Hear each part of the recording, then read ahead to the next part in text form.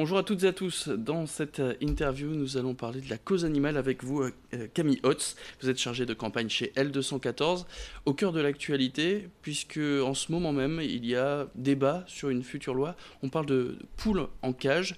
Déjà, on va faire un point sur la situation en France. Est-ce que l'élevage, comme ça, en batterie, c'est quelque chose qui est important dans le monde agricole français?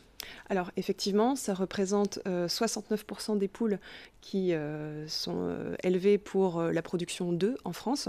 C'est 33 millions de poules chaque année qui sont élevées pour produire des œufs puis abattues et qui sont retenues dans des cages. Voilà, donc ce sont des pratiques que l'on aimerait faire abolir, puisque aujourd'hui on peut consommer différemment. Cette loi, donc, c'est pour interdire l'élevage en batterie, donc des cages très petites, c'est bien ça? Exactement, c'est très petit, les poules ne peuvent pas étendre leurs ailes, les cages sont grillagées, le sol est pentu et grillagé, elles passent 1 an de leur vie dans ces conditions qui sont complètement contraires aux impératifs biologiques de leur espèce, et voilà, donc on aimerait faire interdire ça. Du coup, la bonne méthode pour élever des poules, c'est quoi? Complètement en plein air? Il faut quand même quelques contraintes, on va dire, de taille?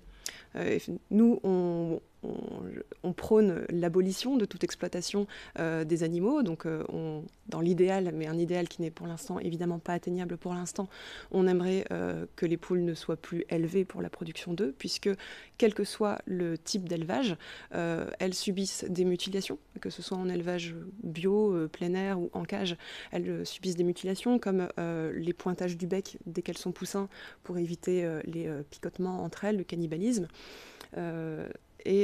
Effectivement, c'est de toute façon, au bout d'1 an, quel que soit son mode d'élevage, les poules finissent à l'abattoir. Donc si je comprends bien, votre objectif, c'est qu'il y ait à terme plus d'animaux élevés en ferme, c'est bien ça. La première étape, c'est donc cette loi qui interdit les poulets et les poules en batterie. Pas forcément de solution à préconiser à tous ces éleveurs qui ont pourtant des poules. Vous n'en avez pas à proposer, c'est pas l'objectif? Alors nous, c'est pas notre travail de proposer des solutions économiques aux éleveurs, c'est le travail de l'État qui doit s'en charger, tout simplement. Justement, l'État donc qui est en train de légiférer, on en est où dans les discussions, dans les négociations? Alors actuellement, cette semaine, depuis mardi, la loi alimentation est discutée, des amendements sont proposés à cette loi pour justement faire interdire totalement l'élevage en cage des poules pondeuses, puisque c'était un projet d'Emmanuel Macron lors de sa campagne.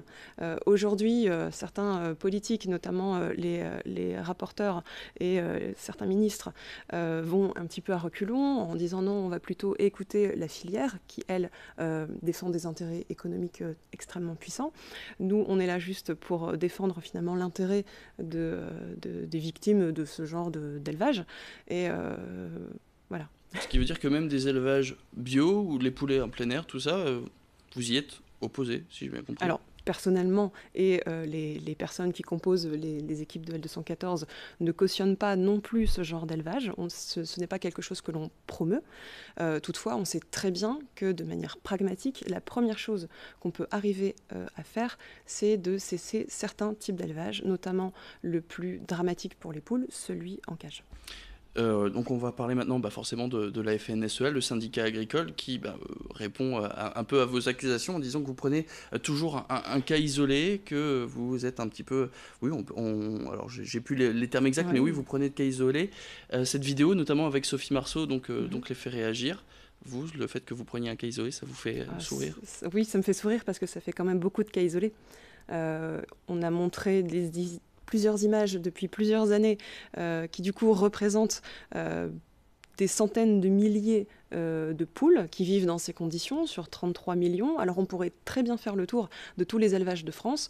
Je pense qu'on trouverait les mêmes images. Alors les images justement qu'on peut retrouver assez facilement sur internet dans cette vidéo avec Sophie Marceau, comment vous faites pour à chaque fois réussir à rentrer dans ces élevages qui sont pourtant fermés? On en a vu plein, on a vu des abattoirs. Comment vous faites?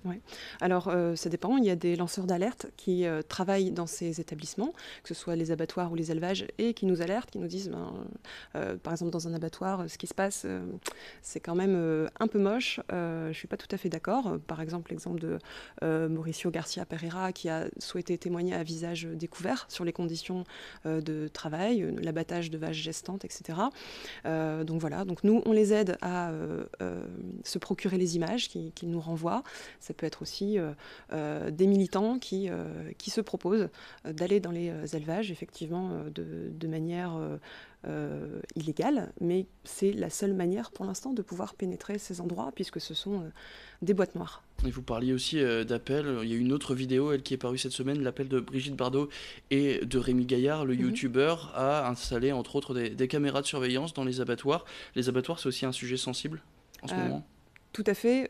Également, dans les 15 mesures qu'on propose aux députés de voter dans le cadre du vote pour la loi alimentation, la vidéosurveillance dans les abattoirs, c'est également quelque chose que l'on réclame. Voilà. Vidéosurveillance, ça veut dire donc des caméras qui seraient instaurées pour voir comment sont traités les animaux dans ces abattoirs, c'est bien ça? C'est ça, c'est effectivement pour contrôler, pour permettre d'éviter des cas de maltraitance, on va dire, supplémentaire, puisque rien que le fait d'aller à l'abattoir et d'y finir, c'est effectivement un cas de maltraitance.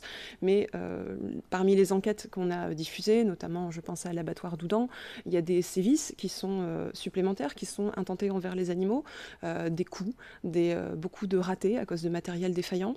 Et ces caméras permettraient effectivement de pouvoir enrayer un petit peu des violences qui sont totalement inutiles envers les animaux. C'est pas la solution, ça c'est clair, c'est pas la solution pour que toute violence cesse dans les abattoirs, mais ce serait déjà un début. Et du coup, la décision finale, est-ce qu'il va y avoir loi ou pas? On saura ça quand?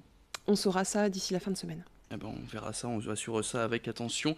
Merci beaucoup Camille Hotz, vous êtes chargée de campagne chez L214, à la base peut-être de ce projet de loi. Vous allez donc attendre d'ici la fin de semaine, savoir si l'élevage des poulets en batterie est interdit. C'est la fin de cette interview, merci à tous de l'avoir suivi. Restez avec nous, l'information continue.